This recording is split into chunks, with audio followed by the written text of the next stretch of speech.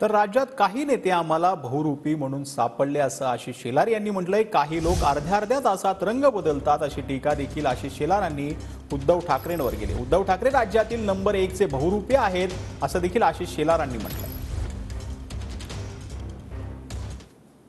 महाराष्ट्रामध्ये आम्हाला नव्यानेच काही राजकीय नेते देवेंद्रजी बहुरूपी म्हणून सापडले आहेत। काळ बदलला की रंग बदलतो, वय बदललं की रंग बदलतंय माहित होतं, पण काही लोकांचे अर्ध्या अर्ध्या तासात रंग बदलायला लागले आणि जणू काही ते बहुरूपीच आहेत असे फसवण्याचे प्रयोग करू लागलेत।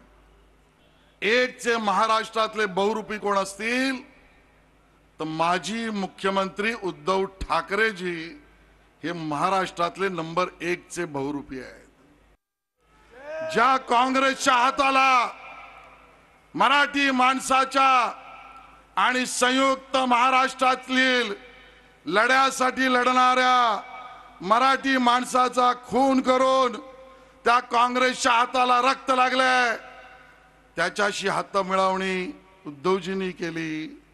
माझा आरोप आहे, बहुरूपी उद्धवजींना घरी जाऊन मातोश्रीवर बघा, आरशात बघाल तर उद्धवजी तुमच्या हाताला ते काँग्रेसने मराठी माणसाच्या खुनाचं केलेलं रक्त तुमच्या हातालाही लागलेलं आहे।